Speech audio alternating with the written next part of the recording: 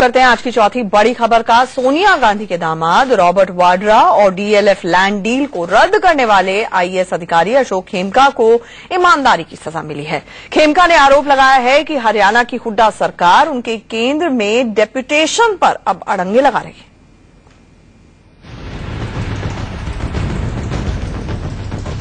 हरियाणा के आईएएस अफसर अशोक खेमका को फिर मिली है ईमानदारी की सजा। पहले तबादलों पर तबादले हुए। हर तरीके से आपको पहले प्रताड़ित किया जाए या तंग किया जाए और फिर जब वो भी उससे भी नहीं सको, आप खड़े रहो, डटे रहो, तो अंतिम चारा होता है कि ट्रांसफर कर दो। अब खेमका को केंद्र में तैनाती का मौका नहीं दिया जा रहा है। एक अंग्रेजी अखबार के मुताबिक सोनिया गांधी के दामाद रॉबर्ट वाड्रा के जमीन सौदे से पर्दा उठाने वाले अशोक खेमका के सर्विस रिकॉर्ड की समीक्षा नहीं की गई है।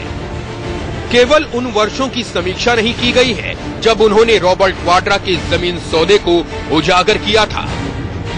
खेमका ने हरियाणा के मुख्य सचिव को एक चिट्ठी लिखी है। इस चिट्ठी में खेमका ने लिखा है, हरियाणा सरकार ने 2012-13 और 2013-14 के कामों की वार्षिक रिपोर्ट केंद्र सरकार को नहीं भेजी है। इस वजह से केंद्र सरकार में डेपुटेशन पर जाने की इच्छा रखने वाले अधिकारियों की लिस्ट में मेरा नाम नहीं है। इन 2 वर्षों के अलावा अशोक खेमका का ट्रैक रिकॉर्ड शानदार रहा है। टाइम्स ऑफ इंडिया के मुताबिक हरियाणा सरकार ने 2007-8, 2008-9 और 2009-10 में खेमका को 10 में से 10 अंक दिए थे, जबकि अप्रैल 2010 से अगस्त 2010 के बीच उन्हें 10 में से 9.5 अंक मिले।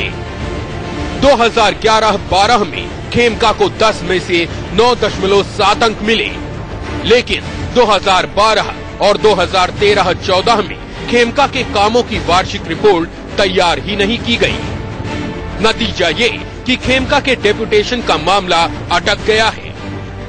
2012 में ही अशोक खेमका ने वाड्रा डीएलएफ लैंड डील को उजागर किया था, जिसके बाद ये मामला खूब गरमाया था।